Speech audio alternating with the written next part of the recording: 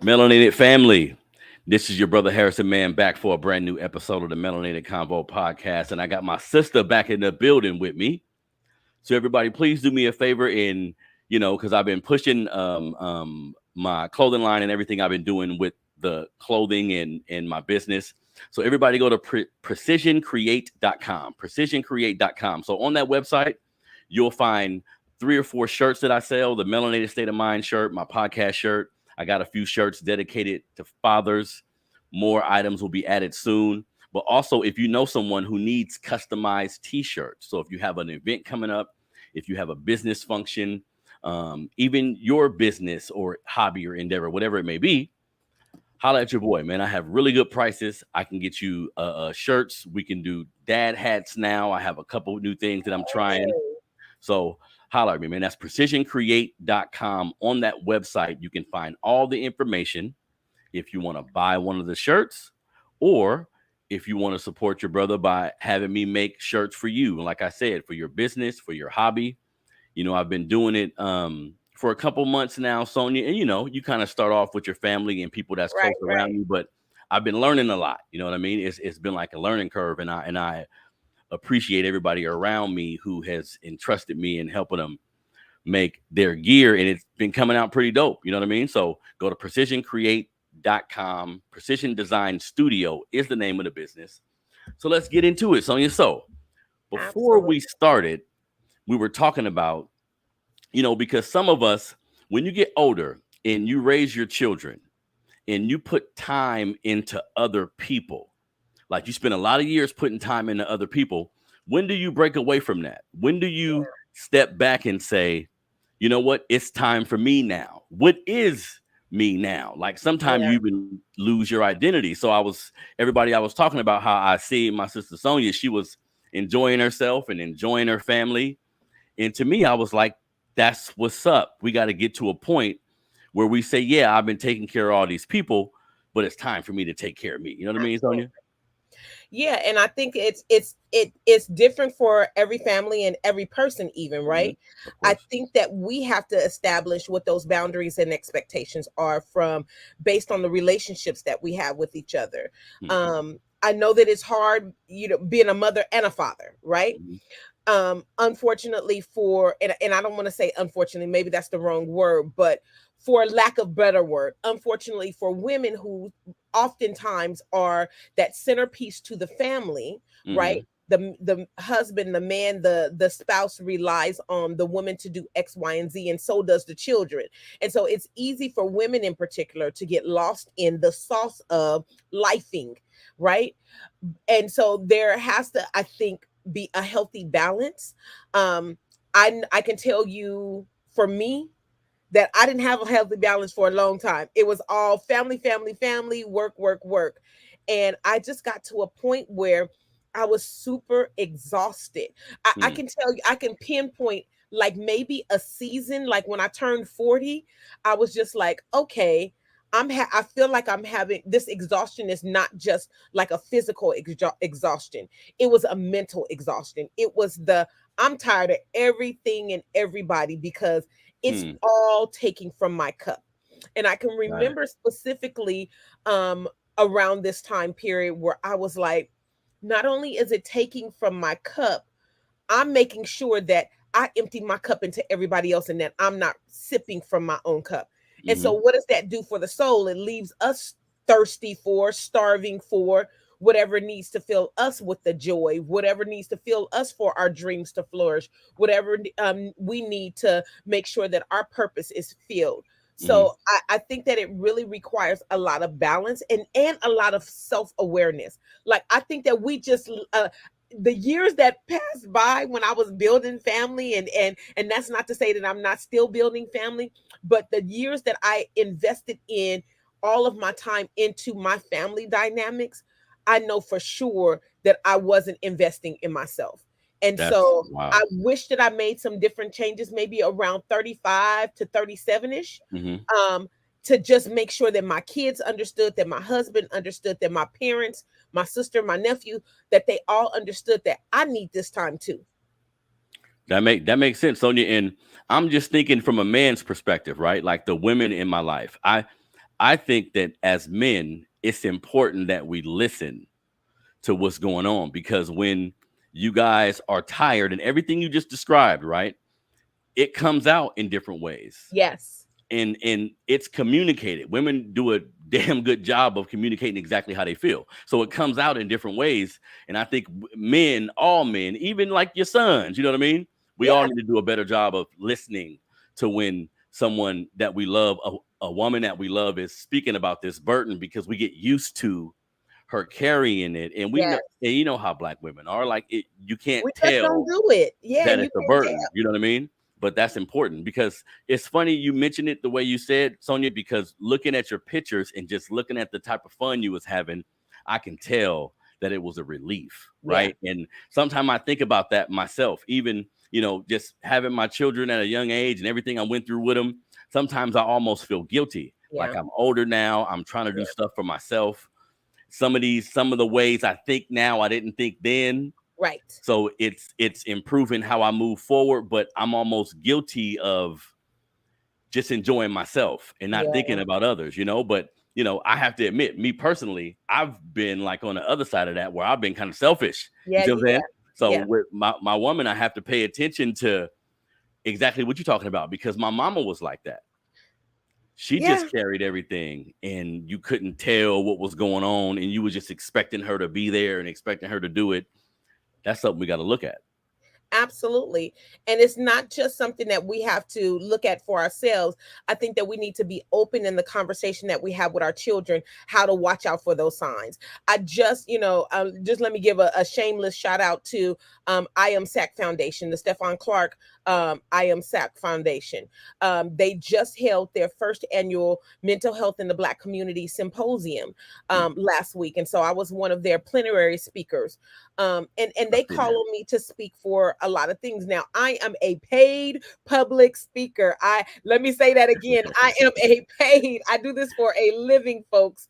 But there are certain organizations where I will come out and show up as if I was getting paid $1 million, right? Mm-hmm. And so that's one of my loves and my give backs to community.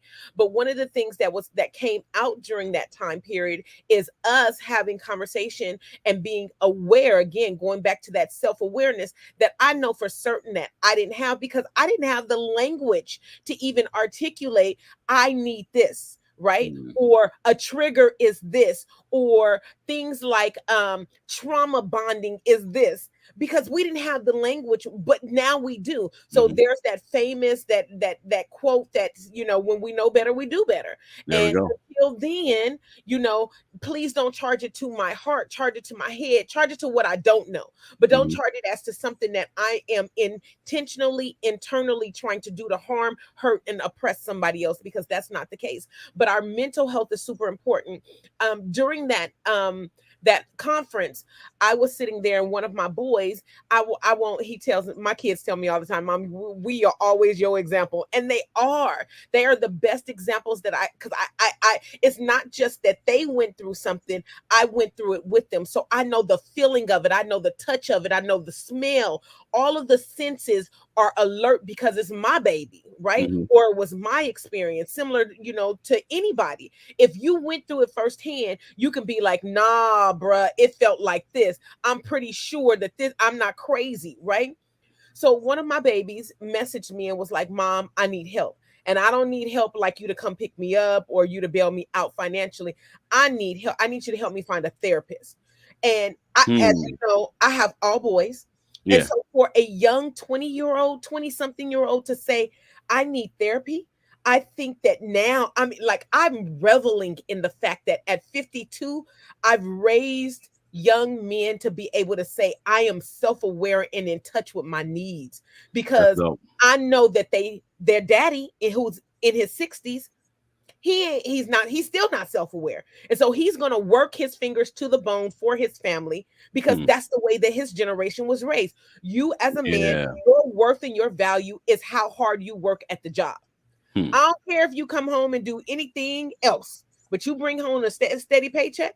And vice versa. Conversely, for women, we're sent the message, you work as hard, fingers to the bone, for everybody else in your family, right? Well, you know what? And when we talk about, because the topic of the show today, everybody, is the mama's boy mentality, right? Talking about Black men and just men in general, about how single parenthood and different things put us in a situation where your mother becomes like your partner almost. And some of these Yes. behaviors can have like a negative effect on both of your lives. You know what I mean? So we're going to get into that. And I'm going to talk to you, Sonia, about, because that's like a concept I haven't thought about when thinking about this topic, as far as can you have a mama's boy who have both parents in the home, but end up being a mama's boy based on something like you just said? You know what I mean? Right.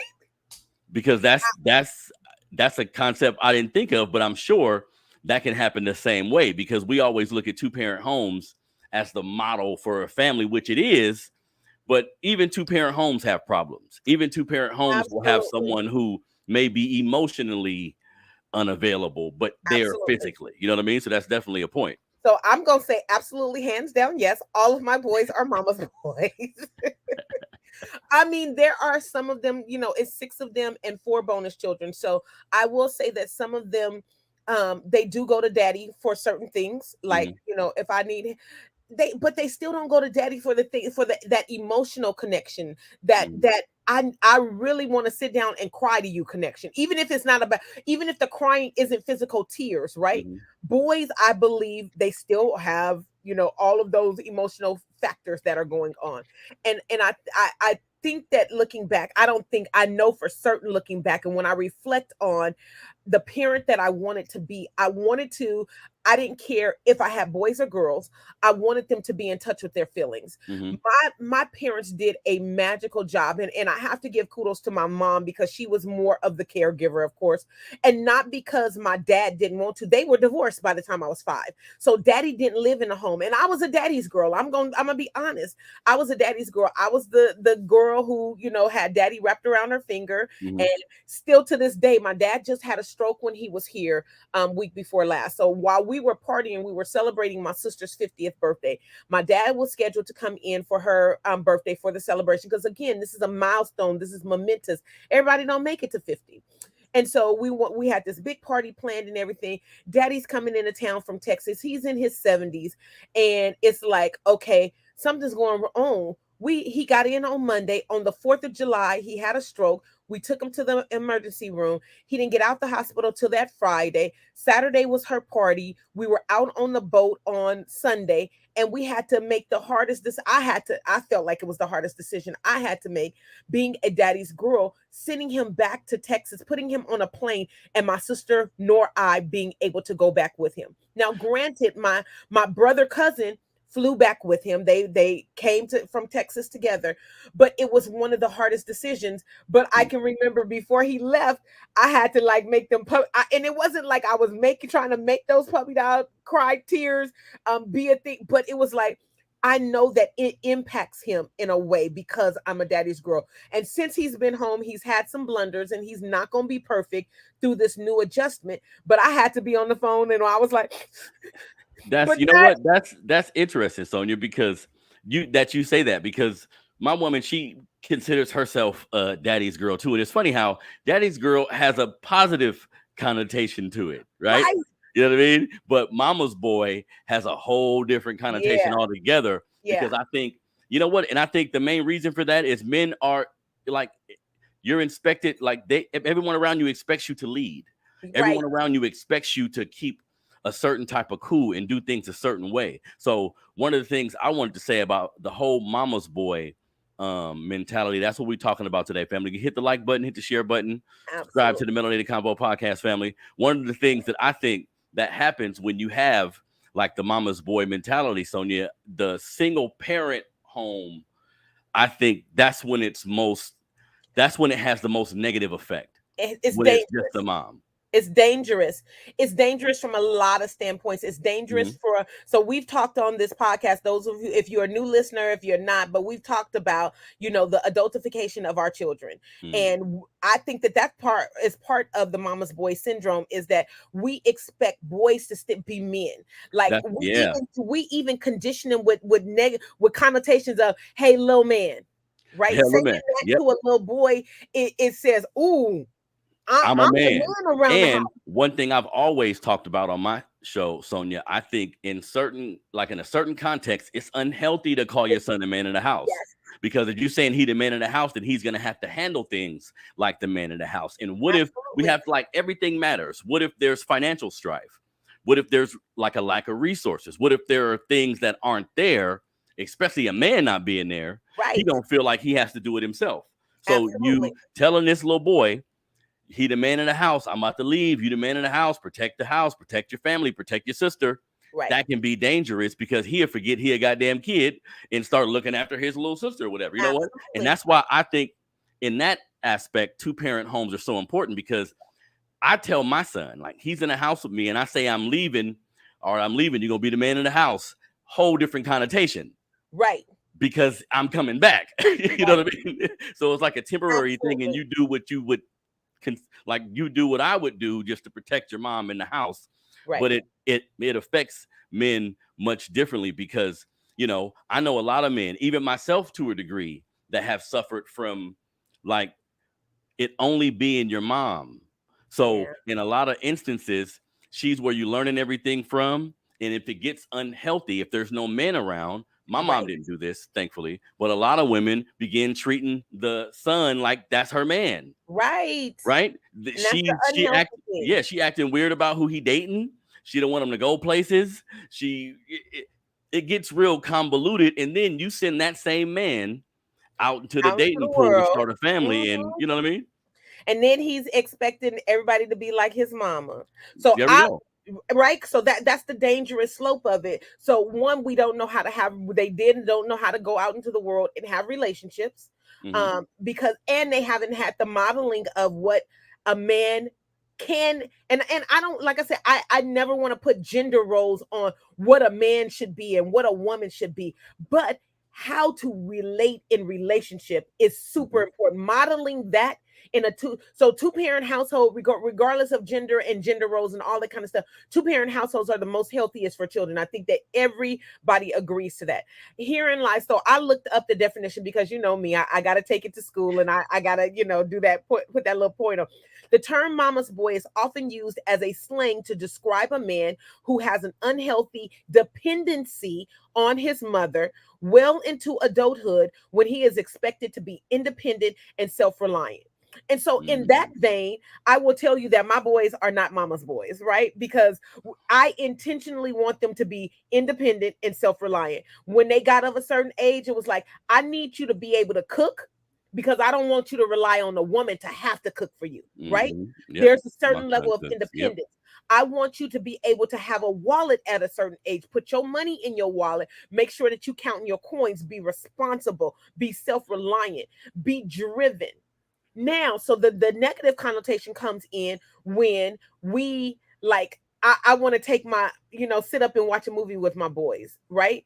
Or if baby boy still wants to get in bed with you and just come in and cut, there I've seen women be like, call their son in to watch a movie in her bed and use language like, I just want to cuddle with you. Yeah, man, I've seen that so many times, Sonia. And what makes that dangerous is the fact that there's not a damn man in the house. You know what I mean? Absolutely. And when you was talking, the first thing that popped in my mind was baby boy. You know what I Yes. mean? That movie, Yes. how that movie started and what he was going through is like a prime example Prime of example. a young man who is too attached to his mom. Think about it. Ving Rhames came over to take her out, and he asking him questions like he the daddy. You know what I Right. mean? That's Right. that's hella toxic. Like that's hella Absolutely. unbalanced. You see what I'm saying? And Very. his mom eventually had to be like, damn, let go a little bit.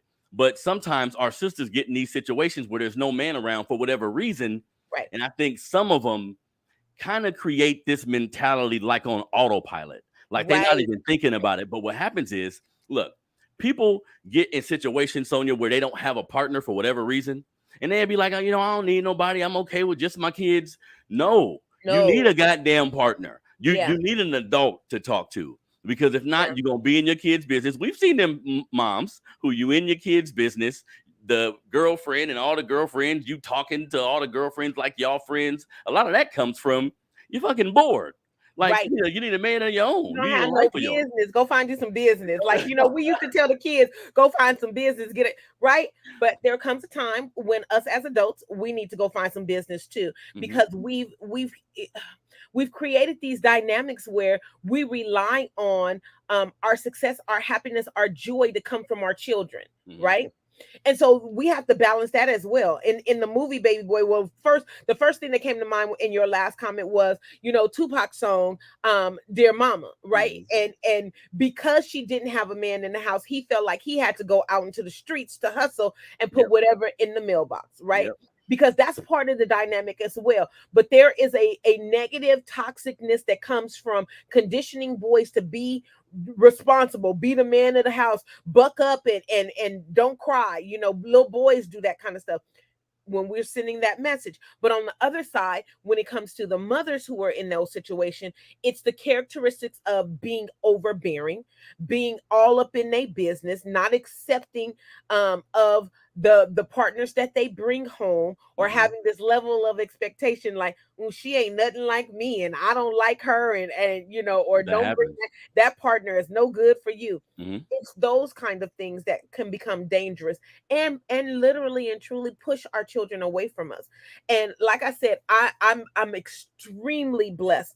My adult boys, my adult nephews, like, we party together. They bring their partners to the mix. My expectation, I really and truly wanted Mama's House. My what was the movie? Big Mama's House? No, the family movie. You know what I'm talking about, when it was Big Mama had died or something, and the Yeah, three damn sisters it. came home. And they would always sit around for Sunday dinner. That's the one Right, you're talking about? right. Soul food. Soul food, yes. Yep. Yep. So that was my vision. I told my mom from a young age. I mean, and I didn't know if I was really serious about it, but I was like, I want 10 kids, because I grew up in a household where it was my sister and I and my mom. My parents were Damn, 10 divorced. kids, Sonia? I did. I used to say I wanted 10 kids. And really and truly, I do. I have 6 boys that I've birthed, and I have 4 bonus children that I married when I married my husband. So it's 10 of them. And I don't know so much that I prophesized that, but I do know that I wanted a big family. And I wanted a big family for a couple of reasons. I didn't want to have children and they did not feel like they didn't have a source of comfort, a source of camaraderie, a source of something in the house with them.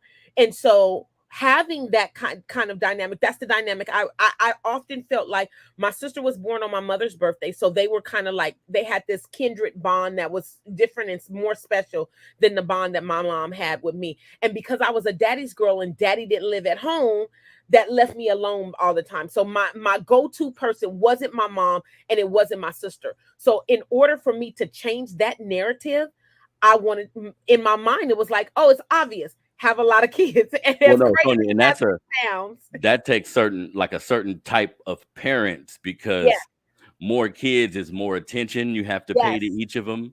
It's more things going on at one point, you know what I mean? And the fact that you're saying, you and your boys, you guys are pretty tight. That's a testament to your parenting, because I know how it feels to have several kids in the house and feeling like you can't get to all of them. You know what I mean? Absolutely. But that's definitely a good point. But it sounds like to me, Sonia, like a lot of that is like your husband being there and the men being around. That creates, because I was going to ask you, there has to be like a healthy mama's boy template, right? Where you just love your mom and you listen to her and you revere her in certain ways, but it's not, it doesn't get to an unhealthy point where she's involved in your business. And sometimes it's like, if the man is there, there's really no reason for her to do all that. You know what I mean? But one of the biggest reasons I want to talk about this, Sonia, is because the mama's boy becoming like the baby daddy or the young man with kids. That part. This is creating cycles of just like a lack of knowledge. You see what I'm saying? Because a lot of the men I know, and even myself to a degree, like not knowing what to do certain times as a man. A lot of that comes from not having the man around. Now, if you add that, for the brothers who have to add that with the fact that your mom was lonely or your mom wasn't like a person who Because you can have a woman who seek knowledge. Maybe she went to school. Maybe she's well read. She gives you a lot of information. There's ways to approach that. But sometimes young dudes will have a mom who toxic, and she talking about his pops. The pops ain't been around, and he ain't seen her with a man. I think that's a real integral part that women don't pay attention to sometimes. If you have a young man that you're raising, and let's say you raise him to be a teenager or beyond, and he never see you in a functional relationship, right, he's not going to know how to operate in a functional relationship. So I think one of the biggest things you can do for your kid is to make sure you stay with your partner, if not be ready and willing to take on another partner. Like the old folks used to say, you know what I mean? You better find that boy daddy. Like I used to think that was bullshit in my mind, but when you break it down, you need to find that boy daddy. Right. You know what I mean? No, that's very, very valid. My and I like I said, I use family dynamics and experiences because they firsthand. But the other day, so one of my nephews, he turned 21, and we had a joint party because not only was my sister born on my mother's birthday, my nephew was born 2 days after them. So we always celebrate the three of them, and my mother-in-law is in that mix. So we always have a lot of people to celebrate around the 4th of July. But I know that my nephew said it in like jokingly, but the unconsciousness of jokingly saying to his older brother, who's almost 10 years his senior, he said, "Nah, bruh, but you my daddy." Because the responsibility of being the older brother, the responsibility that came with, I don't have a daddy that I can go to for advice, but I was always able to go to my big brother for advice. One is testament to a boy seeking that advice and that connection with another person who looks like them. The flip side of that is, I don't know this to be the case for my nephews, because I know that my older nephew is like, "Nah, man, that I was not your daddy," but I could see, because there are folks who I've seen the dynamics play out where they rely on that oldest child for Come on now. everything. Yep. The younger Oldest child, or the oldest, like a couple oldest childs. And you've heard, I've seen a lot of older Black women and men say, "I raised that boy." Right. My mom and them had him when they was a little bit older, Right. and I was the one that ended up raising them. And I think that's damn near traditional in our families to a degree. Yeah. Like that happens a lot. You know what I mean? And that creates, it's unfortunate. It's that imbalance. It's what you just said, the toxic relationships. It's the dysfunction of relationship. But we just have to be super cognizant of what we are transferring from generation to generation, because we can end those kind of cycles. I firmly believe that we can end those kind of cycles. We just have to be aware that this is what's going on and being played out. So, because I believe that we can have a single Black mom who doesn't participate in the mama's boy mentality. Yep. Like, she has a son or a couple sons, but she's cognizant of that. And it's not just because I mentioned the woman being in a relationship, and that's one part of it, but just being aware, the fact that your boys need a mentor, the fact that they need space. I see a lot of women don't realize that their kids need space because it's always just been you and them. So it can be like a crowding type scenario. And a boy love his mom, so he not gonna know how to tell her, I need you to back off. Right. That's why that balance has to be there. This is all, everything we're talking about is just based around the fact that men need to be around. Like, there needs to be, and sometimes it's not even the actual father, but there's like a down ass uncle or a cousin or some man around who would tell you, "Nah, Cheryl, like, let me take that boy to my house, or do this with the boy." Because some women, because my mother was, I would consider her like a tough woman. Like, she was street smart. She stood up for herself. She had a lot of knowledge about stuff. She wasn't scared of nobody. So she encompassed like a lot of different things. But once she died, I sat back and looked like, wait a minute, like there was not only things that I was missing, but she was almost protecting me to a degree. You know what I mean? Like, from I'm a teenager, just having girls come to the house and doing all this other shit. My mom was the barrier that, and she, in a healthy way, clung to us as her sons. Like, she loved her boys. And when I think back, a part of that is because it was just us. You know what I mean? Yeah. No, I think that is so valid. It is so loving, and it's so like I have to be that extra. My bonus oldest daughter, I know that often it just like that there's a mama's boy syndrome. I think there's a negative side in being a daddy's girl. My husband, when I met him, he was a single father. He had custody of his 4 children. The oldest was a girl. And when I came on the scene, those responsibilities that she had around the house, I was like, nah, you not the cook, you not the clean, you not your younger brothers and sisters tutor. This is not your response. I want you to have fun as a teenager. Like, to me, my mom was like, baby, I want you to do all the things that I couldn't do. Wait, So what was she receptive to that?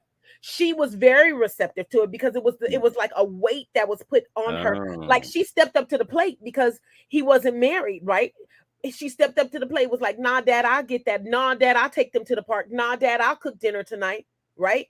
And then he began to expect that she was going to do it. And so when I came on the scene, I was like, nah. Tell me about what little boy like you at school. Tell me about when the next Be a damn kid, huh? Because if you don't let them be a kid when they're a kid, they gonna be a kid when they're when they're an adult. You know what I that mean? part. Yeah. That part.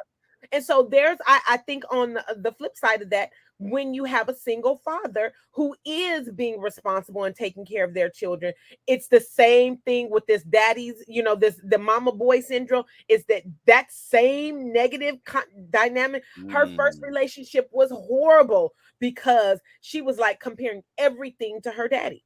And I just warn, parents in general, that we don't want to put too much adult responsibility on our children, regardless if they're male, female. Like, so people ask me all the time, yeah, my boys are when I say they mama's boys, they gonna protect me to no end. And it's not a matter of protecting me from a spouse. It's a matter of I'm an extension of my daddy. And because he should be the first line of protection for my mama, There we if go. he's not available, I'm the extension of him. And There so we I go. have no care in the world when it comes to protection and safety, because they are an extension of the protection that I feel like I'm supposed to have. And my husband, and likewise, is an extension of the protection that I got from my daddy. Right. There we go. But See, and if I that's didn't have yeah, that, that's right? important. I That's didn't have If important. I didn't have that as a precursor to, right, going into marriage, right, as to this is what I expect as far as protection is concerned, then I could potentially be setting a man up for failure, expecting him to protect me from things, or getting us in situations oftentimes that women do, which I don't like, getting men in situations that you shouldn't have got him into in the first place, because you never knew, you didn't trust that a man was going to be your protector in the first place. And see, and I think some of the problem is we relating to each other and we having kids with each other, and it could be a man and a woman. Right. Neither one of us know what a goddamn man look Right. like. Absolutely. Neither one of us ain't never seen a fully functional relationship. You know what I mean? Absolutely. So then And you that's coupled, super important. and you couple that with the fact that then maybe a woman has to do it by herself. And I'm gonna be real. I've seen women who are just plain damn lazy. So you didn't think about the fact that you was gonna have 3-4 kids. So now the kids are just taking care of each other. Taking care of You ain't even really doing nothing. You out Right. of the picture damn near. And Right. if you look at the oldest kid a lot, this is something I want parents to pay attention to. A lot of times, if you look at that oldest kid or one of those oldest children that you've given that responsibility to, they don't want that shit. No. If you look at their face when they gotta cook, or look at their face when they gotta take their little brother outside or do something, they love their mama and they want to do what they can for their mom in the Right. family, but they don't want to be a damn, like you said, adultification. They don't want to be an adult at 9 or 10. You know what I mean? Absolutely. I was the oldest child, and my experience as the oldest child, even though, bless my mother's heart, I got whoopings from my younger sister that what I shouldn't have. I shouldn't have had to carry that bag, but I did. Wait, say And that again. You said you got whoopings from your younger sister? for her. For her. Oh, okay. Yes. So if something happened at home and you the oldest and something happened at Yeah. home, you should have been the one to prevent it from Yeah, happening. that is some black shit. Right? They put all that responsibility on you, and you ain't never asked for that. No. and you know, it's always a debate still to this day. Now my mother, you know, and I have come to like, yeah, that did kind of happen and I'm sorry. My sister be like, girl, you ain't got no what. I'd be like, psh, you just don't know. You don't know that like, you know, it's one of those things like when you're the oldest, you know, you are the trial and error kid. And what I also will say is oftentimes for the oldest there is a bigger um opportunity, a bigger chance that the oldest child, based on the experience, based on the lack of knowledge from the parents, that they might grow up to resent the parents as well. Oh, wait. So do you mean like because if they're smaller kids and you see your parents more evolved with the smaller kids, or Yeah. you see they're like, be like, damn, you wasn't doing this. And I've seen this jokingly, but I've seen kids say this seriously. Damn, you wasn't doing this when I was a kid. Right. You all calm now. You know what I mean? Right. They don't like, damn, I'm a human just like you are. I've evolved, and that can breed some resentment. So I see what Yeah. you're saying. Yeah. No, I can remember in my early years of adulthood, I was like, you created, you know, and my mom and I are very open about and candid as well about these conversations. And we take ownership about where we were in our lives and stages. And I can remember when I went off to college and I wrote her this like 10-page letter. And I was like, I blamed you for this, that, and the other. And I want to tell you why I thank you for these other things, right? Mhm. But I had a lot of resentment because one, I understood that there was a different dynamics between she and my sister. My sister was a birthday gift for her. And it took my mom many years later saying to me she was a birthday gift, but she also has always it's been a joint celebration, so I've never had an opportunity to have my own shine. And vice versa, my sister at this 50th birthday party was like, yeah, it's my mama's birthday too, but it's my 50th and we ain't celebrating her at this part. She was Oh, very wait. So your sister and your mom got the same birthday, and that's been her whole life celebrating her birth. That's an interesting dynamic right there. Like, damn, I love my mama, but damn, but dang, can I every have year, yeah, yeah. that's And so she interesting. was very intentional about we gonna celebrate mama on our actual birthday, and we did. And then when it's my party, this is not this is the 50, it's the 50 turn up, period. And you No, know, during the party, we called her up and I was like, it's my mama's birthday too. Give her a hand clap. But we here for the 50 year. This the milestone. hmm But yes, so we have to be aware of those kind of things that we're not creating children that will later on harbor resentment hmm towards us. And going back to the point of our conversation today, this mama's boy syndrome, I think that it becomes a very hard pressed conversation to have when a child is in their mid 20s and 30s, when mamas begin to pull back like and be like, nah, I'm not doing that for you no more. Because yeah, I think that it's like I think that all of my boys are good catches when it comes to have being a partner. Like they have some better than others, you know, are more prepared than others.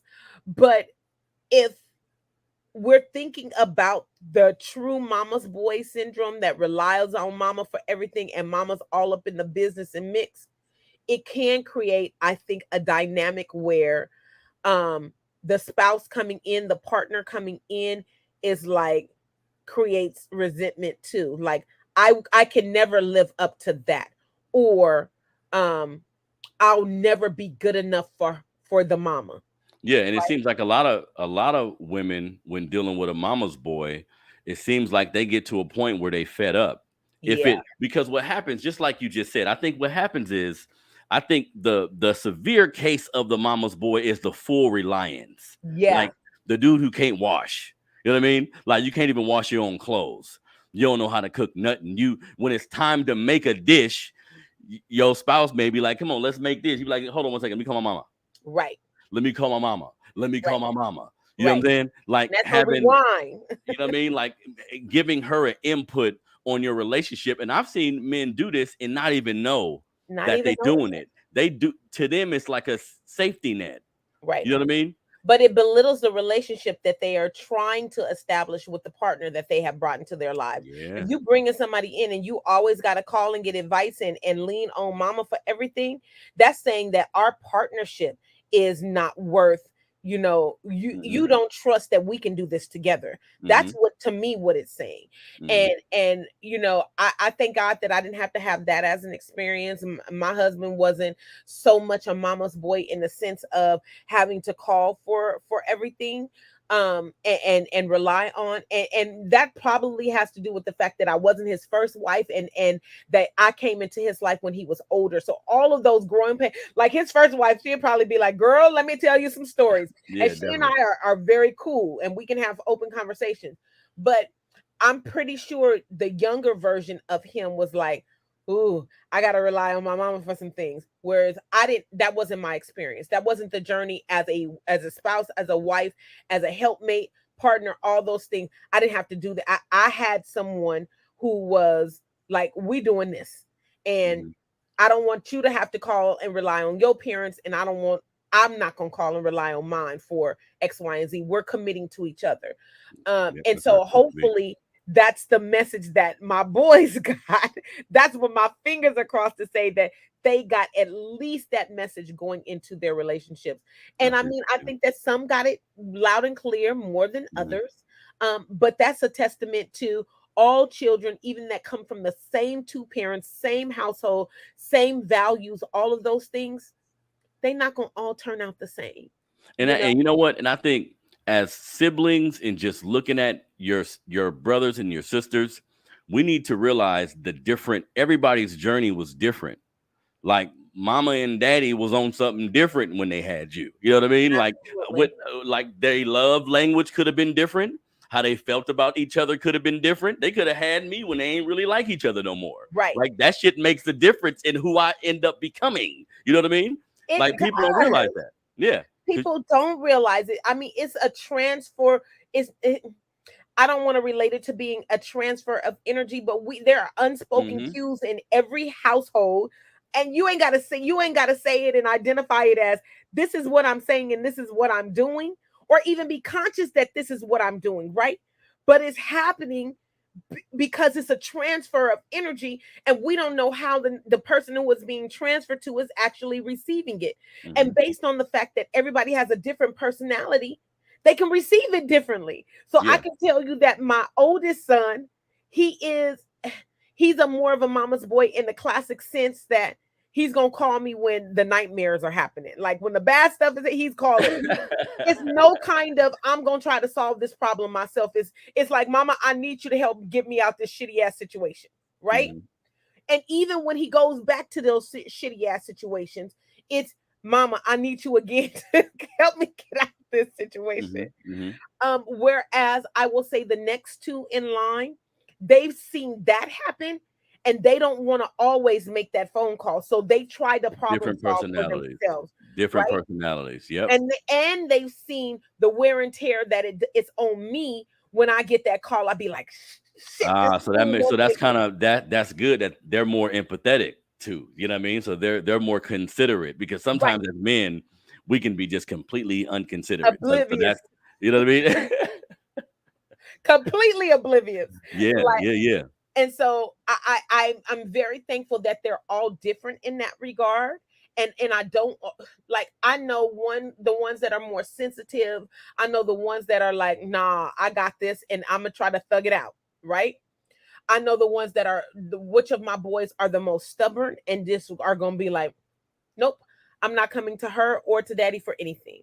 But I also know that there comes a point in all just a growing and maturing into adulthood that we have to come to a moment.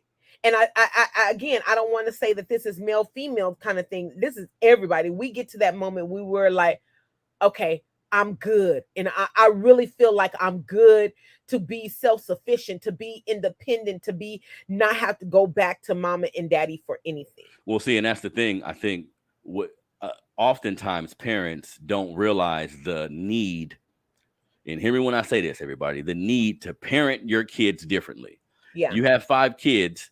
it's 5 different personalities. It Yes. may be 5 different parental styles, which Right. can be difficult, but you have to, because you'll be treating one child like the child who can just take anything, and they resent, and like you were speaking about resentment, they resent your ass. Like, I damn near don't even like you Absolutely. because you how you talking to me. And then you'll have a sibling that's a champion for mom and dad. So they Right. see you going through that and they like, what are you talking about? Mom and Right. dad was just trying to tell you, you know what I mean? So they got mom and dad got advocates with the other children. Right. So as Black folks, like just parents in general, be cognizant when you have multiple children. Yeah. Like, it's a lot going on there. The age A lot of differences. moving parts. Yeah, the age differences, how you look now. Like, maybe Right. you are not as active with this kid, but the other kid you used to run and jump. You got to be cognizant of all that shit, because kids sometimes won't express it the way you think, but they'll be looking like, hey, I mean, That I part. wanted that. You know what I mean? Right. Absolutely. And they all have different needs and different styles and just different ways of thinking. And one of the rules that we have in our house is your daddy sees it this way, your mama sees it this way. What way do you see it? Mm. You know? And that to me opens up the space, the room for self-expression. It opens up the space for individual voice to be accepted and heard and Individual voice, centered. yeah. Because you might have a child who 100% gravitates to the values that you are trying to have as the foundation of family and your household. But you might have a child that's like, I'm just outside of the box and I want to do it different. See, and And it's sometimes okay. I think you will get you'll have multiple children and they'll say, okay, well, he's your favorite. And really, he just sees shit the way I do. Right. We just Right. get along more than you Absolutely. other guys, like as humans, you know what I mean? Not father, son. He just understands me more. And I think some Absolutely. parents don't even know how to articulate that no, I don't have a favorite. I just kind of know what he's gonna do. Like, I say stuff, he does it. It's more of a simpler process. You know what I mean? So Yeah. that's a very interesting topic, Sonia, because it's so yeah. part of reality. Like, one of my boys and I are the same sign, and I can predict. I'd be like, I know you struggling, because he internalizes things the way I internalize things. Mhm. Like, we just gonna keep on. We one are super duper responsible, and so it's gonna look good. But when let the end of that candle burn out.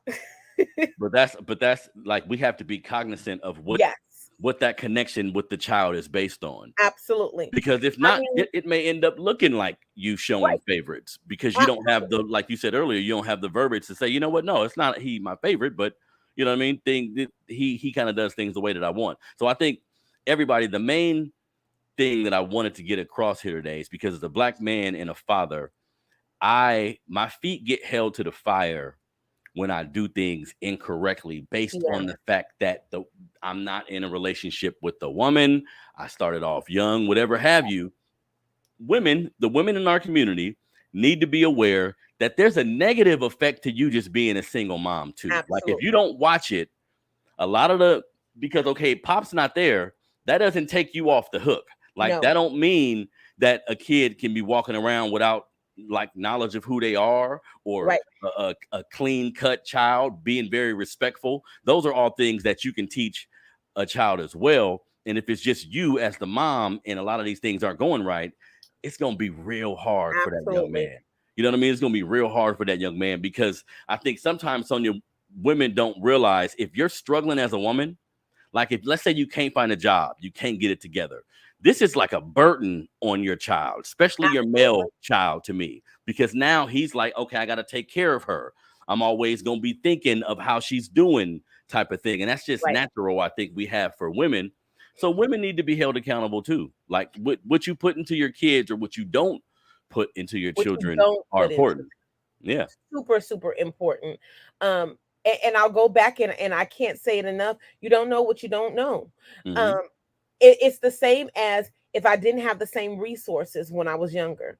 Like, my bonus children's mother, before she passed, may she rest. Yesterday was her birthday.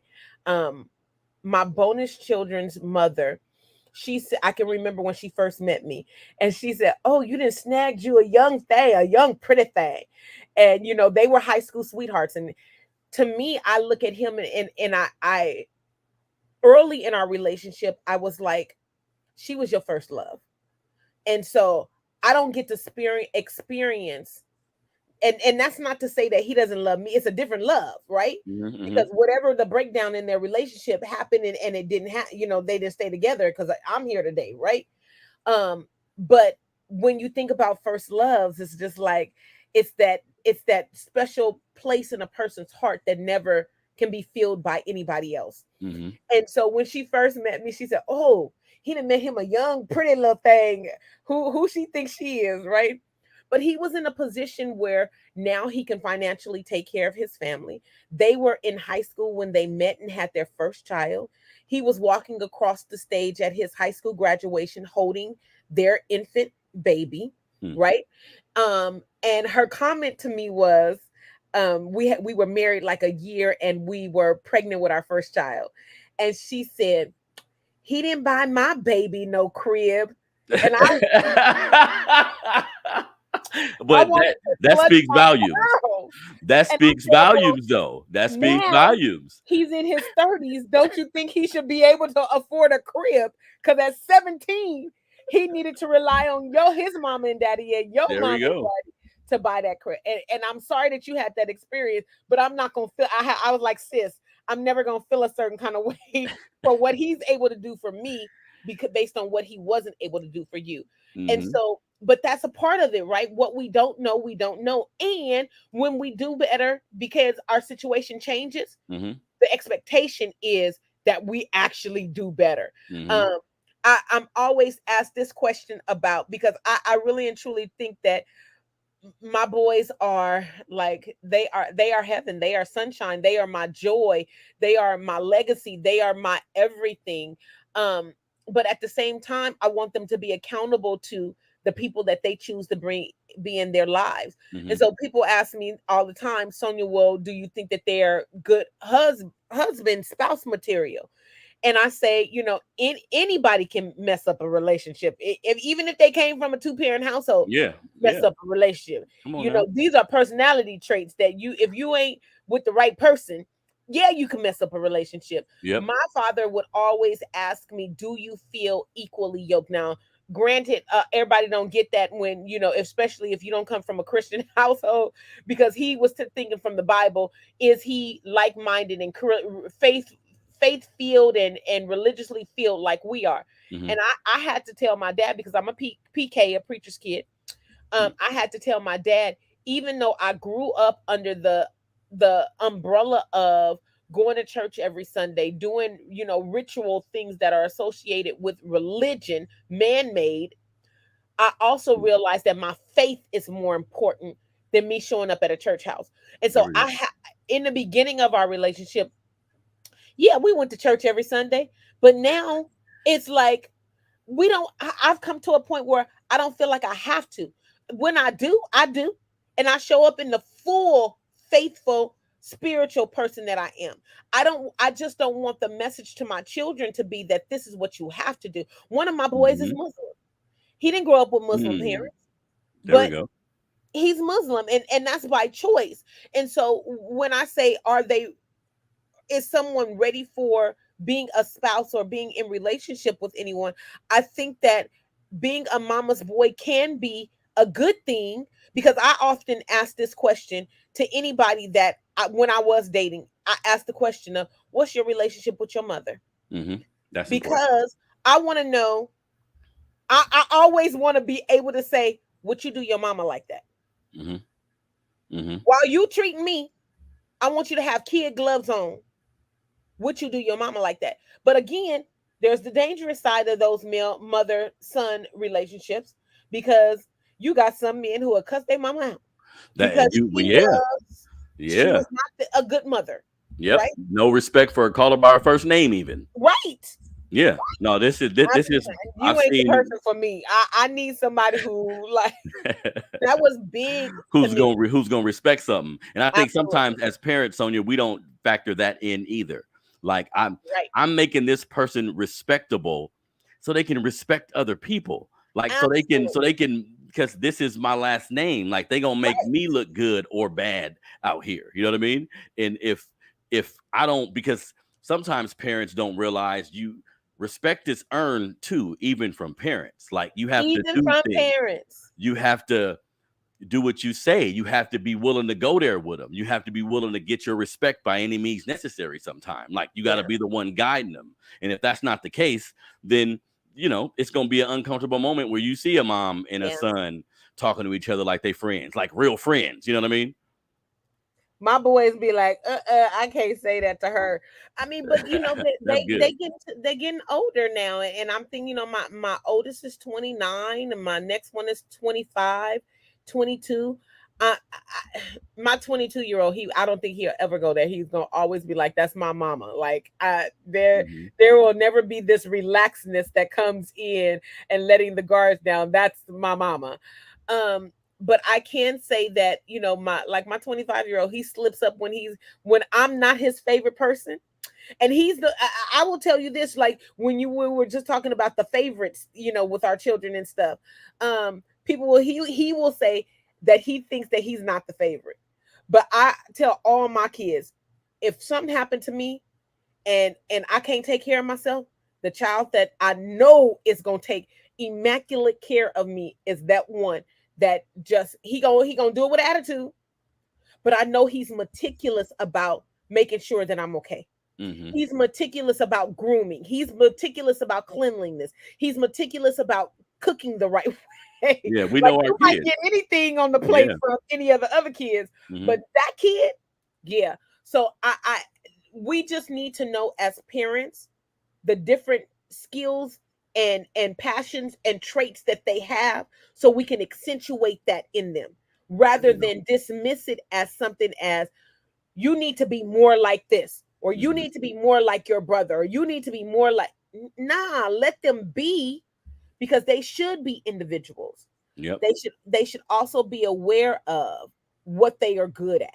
And I think that that's a part of raising our children and not being so codependent on our children. There we Because go. that codependency is a part of that mama's boy syndrome, that daddy's girl syndrome, when you rely on that person to do X, Y, and there's an expectation that this has to happen. We can no longer raise children under the mindset that I expect you to do X, Y, and Z. Let them come to you in their full, authentic, unapologetic selves with respect, mind you. We can't throw the respect piece out the window. But if they come to you authentically, who they are as an individuals, I think that we as parents have to be accepting of how they show up. There we go. We played a part in how the ball of wax became the ball of wax. We have to take responsibility for that. Yep, there we go, everybody. So this has been another great episode of the Melanated Convo podcast. This is a great conversation, Sonia. Like we experience this a lot in our community. We need to talk about it. So again, man, go to precisioncreate.com, get one of the shirts. Holler at me if you need shirts for your business, your hobby, whatever you're doing. Go to the Melanated Convo on YouTube, the Melanated Convo on YouTube to subscribe. Me and my sister Sonia Williams-Lewis will be back next week. Sonia, tell everybody where they can find you. Find me on Instagram or Facebook. You can find the business. Let's start there. Ascribe Educational Consulting. That's one of my babies. And that's where we help organizations like leverage equity and make sure that folks are treated with humanity. And that's all people. But you can go to our website, which is Ascribe, ASCRIBE, success.com, and you can book a free assessment session to find out where are the gaps in our organization. But follow us for tips at Ascribe Success on Instagram or Facebook. And we're there for you. We share content all the time. I got a series of terms right now my assistant has been working on, doing these little vignettes about what is a microaggression, what is gaslighting, you know. So any tips you need in that lane of equity, that's what we're here for. There we go. There you have it. So everybody follow me at Melanated Convo 100. That's my Instagram page. Design Studio 100 is the Instagram page for the clothing and everything that I'm doing in that regard. So yeah, man, thank everybody for tuning in to another episode of the Melanated Convo podcast. Me and my sister Sonia Williams Lewis. We out.